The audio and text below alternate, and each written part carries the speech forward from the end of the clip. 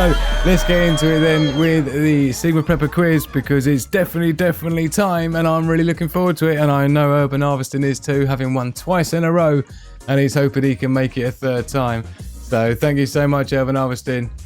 Love you, my man, you know. And I'll catch up with you in the quiz, which we're getting into now. Survival trivia. Lots to be learned. Let's get into it. Oh, go on, Urban. Let's see if you can do it. 7 out of 7, maybe? Who knows?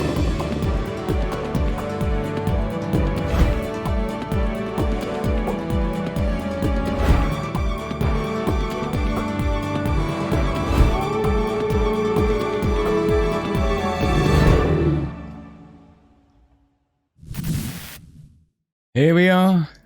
Let's give it a like if you haven't done already. So yeah, Sigma Prepper quiz.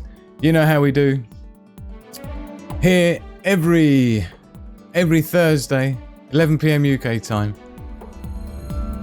6 PM Eastern time, 8 AM Sydney. This is what you're playing for, the Ultimate Prepper Award. Check it out. How gorgeous is that? How posh is that? Posh? Yes, posh. Posh? Yes. Port out, starboard home. Port out, starboard home. That's what posh stands for, in case you didn't know. Because when you're going on a sailing ship and you're posh, then you have the seats that are on the port on the way out and the starboard on the way home. Posh. There you go. Sigma Prepper quiz, and you're learning more than just prepper and survival information. But tonight's quiz, again, it's going to be a general mixed bag of prepper and survival info. So it's nice and spread out. So shouldn't be any reason for anyone to do any better or worse than anyone else, depending on what you know about. If you're a prepper, you should know most of these things. And if you're a Sigma Prepper, you'll know all of them. So don't forget, if you do get 7 out of 7 on the Prepper quiz, you will be allocated an Ultimate Prepper Award on your Discord role. So if you're not joined our Discord server, please do that in the link below. It's totally free, great to be part of our family, and loads of information on there to help you prepare even more efficiently and effectively than you are already. And if you're a master prepper, then you can help other people in there as well and show off your skills. So check it out then, how to play. Don't be putting your answers in one by one. We don't want that, because you'll just be telling everybody else what the answers are. Instead, wait until we get to question number 7, the last one, and then you'll be ready to put your 7 letters in a row in one go. And yeah, you'll have plenty of time. Once you see the last question, you have 30 seconds to get your full answer in. And of course, I can only take your first answer unless you happen to miss an answer off the end or something like that. But other than that, and of course, this isn't the answer. This is just an example of what it may or may not look like. But yeah, 7 characters, please, all in one go. So let's have a look. And we've got our in-house X, my main man X in the house, who's going to be following. And he's going to be our in-house moderator to see who's the winner or not. So yeah, we'll make sure he's rocking in the background, ready to go. Let us know in the chat, X-Man, if you're in the house. Let us know, X-Man, in the house, in the chat, that you are here, ready to rock and roll. So good luck, everybody. Don't forget to score a 7 out of 7, win the Ultimate Prepper Award on the server. So here we go then, into the questions. Get ready. Here we go.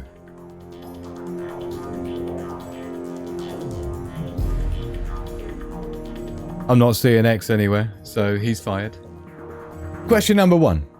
What is the commonly used term for the 144 to 148 frequency range? What is the commonly used term for the 144 to 148 megahertz frequency range? Is it A, the 40 centimeter band? Is it B, the 70 centimeter band? Is it C, the 2 meter band? Or is it D, the 5 meter band? The commonly used term for 144 to 148 megahertz frequency range. A, 40 centimeters, B, 70 centimeters, C, 2 meters, D, 5 meter. Question number 2. Hydroponics is a method used to grow food in primarily nothing but what? Hydroponics is a method used to grow food in primarily nothing but what? Is it A, core, which is like a coconut husk? Is it B, water? Is it C, compost? Or is it D, pots? Hydroponics, method to grow food in primarily nothing but what? Is it A, core, B, water, C, compost, or D, pots? Question number 3. Which of the following offers you the strongest blade construction type? Which offers the strongest blade construction type? This is in a hunting knife or something like that. A stick tang, B, a full tang, C, partial tang, or D, a narrowing tang? Which of the following offers the strongest blade construction type? Is it A, the stick tang, B, full tang, C, partial tang, or D, narrowing tang? So, question number 4. More than halfway there. When vacuum sealing your food into bags, including which of the following will increase its shelf life? Which of these will increase its shelf life if you include them in when you seal your bags of food? Is it A, garlic cloves, B, silica gel, C, oxygen absorbers, or D, red chilies? Which of these, if you put them in when you're sealing your food into bags, will increase its shelf life? Is it A, garlic cloves, B, silica gel, C, oxygen absorbers, or D, red chilies? So, question number 5 then. Let's have a look.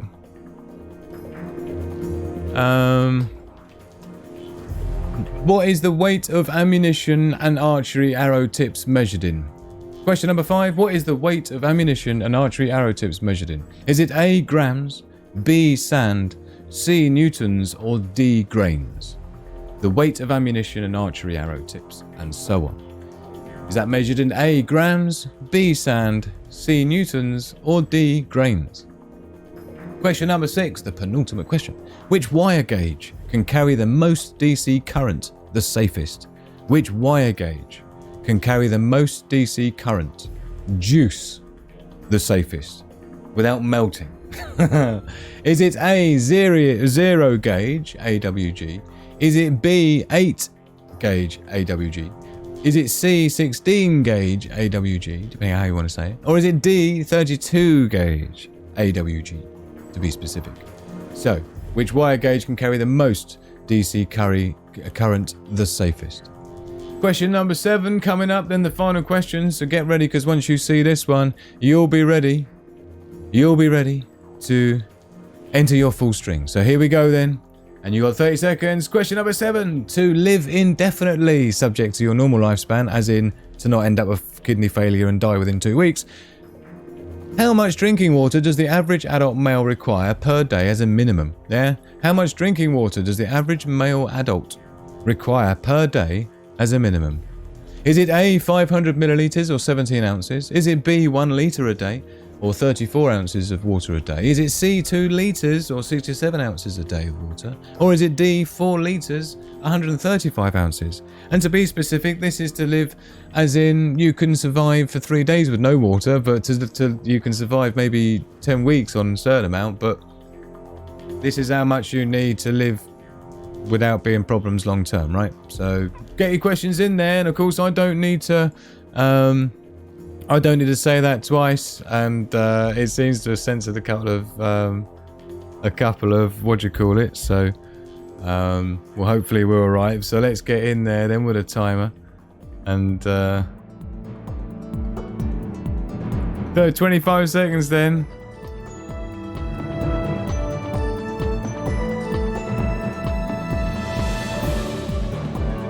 Come on, 16 seconds, get them in there. They're all coming in. So in order, we've got Urban Harvesting in there with his first, was in there with the answer. Well done. Thank you, Debbie, for the start line. Urban Harvesting, that should have been Eggs' job, then mine. Just absent. Here we go. Oh, it's already in there. Sorry, time up. We've got Sandy in there. Was next. We've got Daily Survival next. We've got Amphir. We got Debbie next with her answer. Perps in there. Margie Mulder. TD Monkey Pickle next, sorry. Carolyn Rose. Then Ansett Girl. Danger Bob. Lich guessed the bloody lot, says Perps. Connie Richards in there next. Thank you so much for sharing your answers with us and playing along. Really appreciate it. So, yes, yes, stop urban, hashtag stop urban harvesting from winning. So, let's go through the answers then, one by one, and we'll see how well you did, and see who's the winner, if anyone. We don't know yet. So, let's have a look then. Question number 1, we had, what is the commonly used term for the 144 to 148 megahertz frequency range? And this is a frequency range that's available on your ham radio, like a Bayer thing, yeah? Yeah, you have the 144 band, and you have the 433 megahertz band, and that is a 2 meter band. And for the 450 XXX megahertz area is the 70 centimeter band. So to be more specific, I have for you, as we like to do, some answer content. So this is episode 3, and here we've got there's an example of the different bands and different frequencies, and you can see the 2 meter band here with a 144 up to 148, and you've got a 70 centimeter up there covering your 433s and your 440s and stuff, again available on a ham radio like a Bayer thing or something like that, very useful. So that's what we've got going on with that. And let's have a look, make sure everyone's happy chappy. Still working, took a break. Oh, that's alright, you get to have a break. Right, let's have a look. So question number 2 then, we had hydroponics, methods used to grow food in primarily nothing but what? I wonder who had what in this one. So urban harvesting had B, water. Sandy had C, compost. Daily survival had B, water. Looks like most people had B. So well done for that. Danger Bob had B for the first one, 40 centimeter. But I know that's tricky for ham radios and stuff. But hydroponics obviously is water. So this is the where you're growing food, you're not using soil or anything like that. You can just do it straight in, like you see here, and you can see there's just literally the water in these things here that it's growing straight off. Sometimes the roots hang down. You can see here an example of the grow tray at the top, and you've got the roots hanging down. There's literally just water, that's it. There's no compost or soil or anything like that. You've got a nutrient return here, but that's about it. You know, it's all a totally, you know, it uses like 98% less water or something crazy as well. It's amazing, and I really want to get into it. And there's quite a few different versions of it as well, as you can see, different ways to roll. And so there's a lot to learn in that, and it's worth checking out because, like I say, it's a very interesting topic when I researched it. And growing isn't one of my strengths necessarily. I've tried microgreens and things, and Magic Hand's pretty good at growing stuff in the garden, but I've not tried hydroponics before. So yeah, question number 3 then. Which of the following offers the strongest blade construction type? Which of the following offers the strongest blade construction type? I wonder who got what on this one. So urban harvesting, who was the first email answer, reckon it was B, full tang. Looks like Sandy was going for D, narrowing tang. Daily survival in there with B for full tang. Amphir, great to see you. Didn't catch you earlier. I like the way you just slide in there for the for the end. I noticed you got exactly the same answer as urban harvesting there. As in the same string of answers. We don't know if they're right or wrong yet, but you basically, whatever you got right, Urban got right before you. But yeah, daily survival. Great to see you, Amphir. Debbie in there with D for number 3, narrowing tang. And purple in there with partial tang. But it is full tang. And I was hoping the clue would be in the question, but let's have a look. Oh, I nearly hit the wrong button then. That was lucky. So check it out. This is what the tangs look like, and so as you can see at the top is a full tang. So it's where the blade goes all the way through the handle. You know, sometimes there'll just be a, you know, like you see the partial tang there, where there's a little bit, and sometimes you'll know where the handles come out of the blade has actually come out, because the tang part has just come away, whereas the full tang, there's usually the knife handle, as you can see here, covers the entire area of the blade itself, so you got far less chance of snapping and things like this. So yeah, if you're going to be investing in a good blade for hunting and bushcraft and survival and stuff like that, strongly recommend a full tang is what you want to go for, or even extended tang or something. Sometimes with the extended tang they'll have a like a little hole loop in there, so you can clip it onto something or clip something to it that's useful, like a fire strike ferrocerium rod or something like that. So yeah, that's the idea of that. So yeah, full tang. So everyone who got that right, well done. Question number 4 then, we had when vacuum sealing your food into bags, including which of the following will increase its shelf life? I imagine most people got this one right, so let's have a look. Urban harvesting went for C. Oxygen absorbers. Sandy was going for C as well. Thankfully, everybody got this one right. Bear in mind, we've never had a 7 out of 7 yet on the shows. Excuse me, it's only the 3rd week running, but, you know, there's still time. So Carolyn Rose in there, she was saying D, red chilies. You never know, that could work as well. But it's actually oxygen absorbers. In fact, hold on. This is what they look like. But I was going to say, I've actually got some here as well. So this is what they look like. The oxygen absorbers. The ones I've got here, this is part of what we use, where we've got the Fresh Pack Pro. May I introduce the Fresh Pack Pro? But this is basically a vacuum sealer, and there's vacuum sealing bags there. But I quite like the roll, actually. You can buy a roll and you just cut it to length. The whole roll is just a tube. And these are the oxygen absorbers here, look, that themselves are actually vacuum wrapped, right? So you can see it's the same as what you got here behind me, right? And so that's what we're looking at. And then this is the actual vacuum sealer itself. Yeah. So you put the end of it in there, and it clamps it down, and then it sucks all the air out of the vacuum sealed bag with your rice or your pasta or whatever you've put in it, right? It goes really, really tight. If you do a bag of rice in those bags, it goes so tight, it's like a brick. Yeah. That's how much air it pulls out. It's quite impressive. So, and then you get one of these in there as well. You only need to put one of these.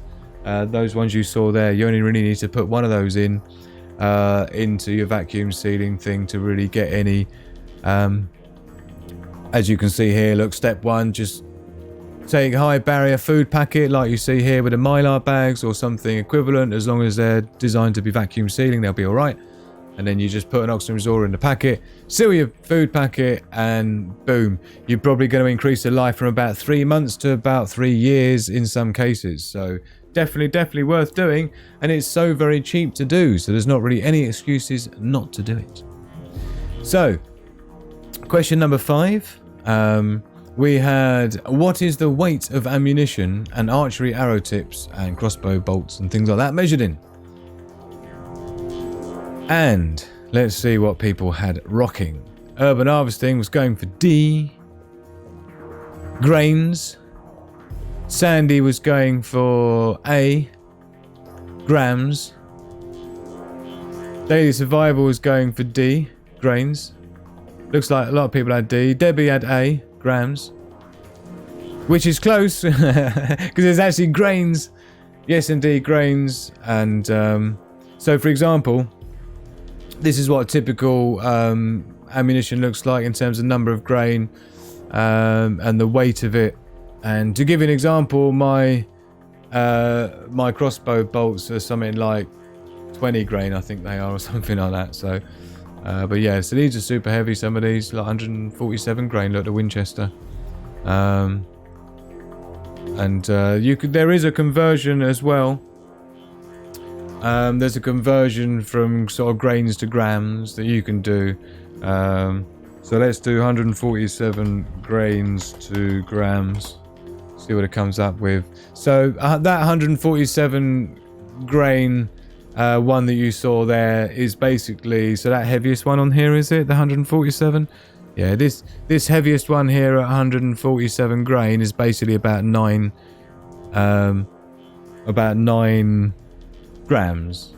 Yeah, 9.5 grams. But yeah, grains is what I measure it in, just so you know.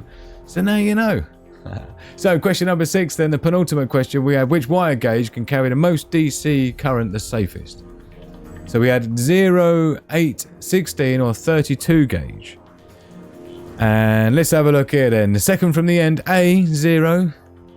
Sandy's going for C, 16. Daily Survival going for A. And Amphere A. Debbie's going for D. And do you know what? It's a little bit of a tricky question because it's kind of counterintuitive. It's actually 0 gauge is the thickest.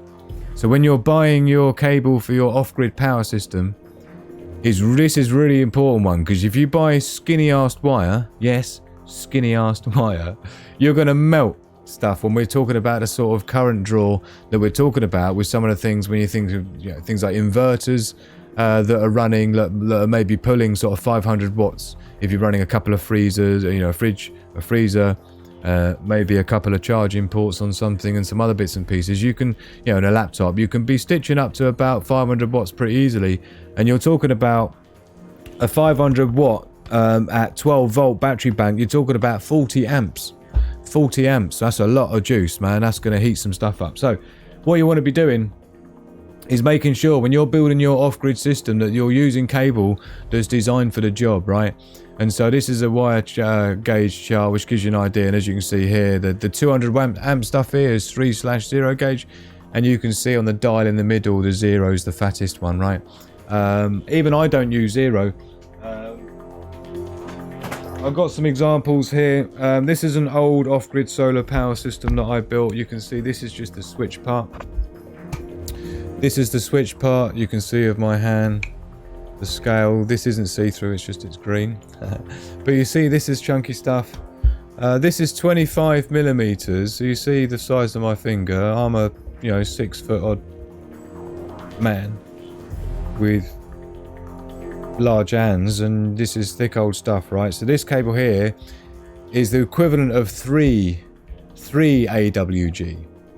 Yeah, so if you look at this dial here and you see number 3, which I can't reach, but you see number 3, that's what this is, right? So this is 25 millimeters square surface area, right? Cable. That's what I use to go from the battery bank to your inverter and things like that, right? And if I'm doing things that are just doing maybe a separate load, then I'll tend to use this stuff. This is a 150 amp fuse, ANL fuse, I think they call it. You'll correct me in the chat.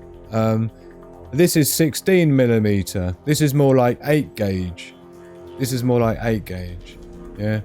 So, and again, it's still pretty chunky stuff, right? But, you can run a good 40 amp through that, no problem, right? Without it getting warm, without losing any juice. Because don't forget, the resistance, the thinner the wire, the more resistance, you're just going to be having inefficiencies in your off-grid system.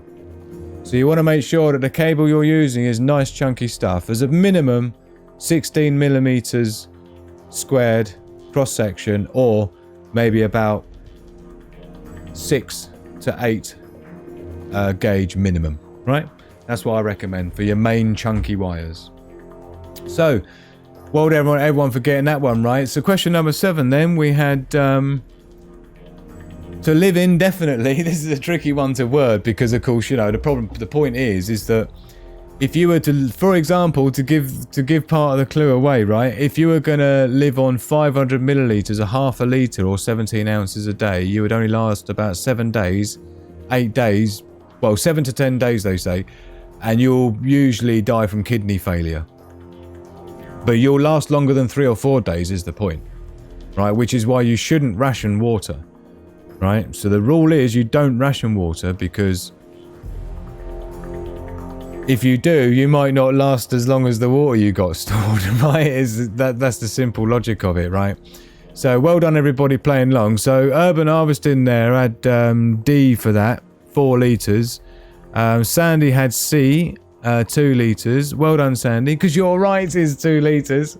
Daily Survival had A, 500 millilitres. So this is why this is critical stuff, because if you start rationing and things and you start giving yourself less than 2 litres, to be honest, if you're if you're at rest and the temperature is favourable conditions, because the hotter it is and the colder it is, the more moisture you lose.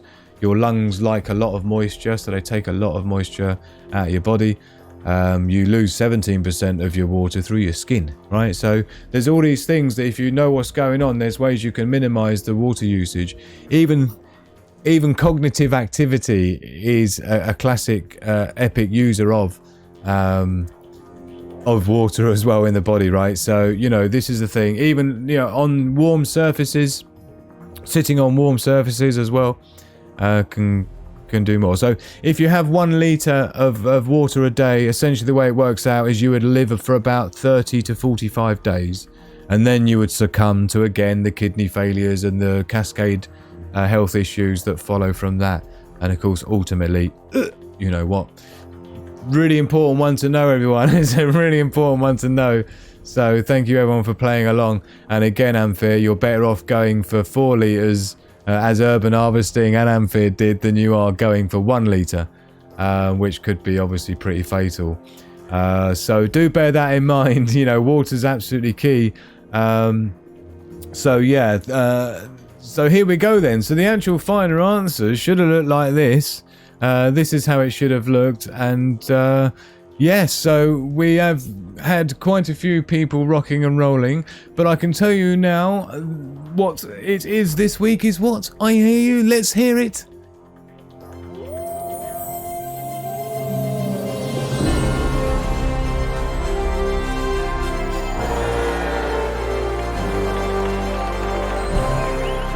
Oh, he does it again. He does it again. He gets his hat trick. Awesome job. Urban Harvesting absolutely canes it. Well done. Amphere very close behind him. So yeah, this is lovely to see Urban. We were wondering if he could do it a 3rd time in a row, and it looks like he has. So yeah, brilliant. Thank you very much for playing along.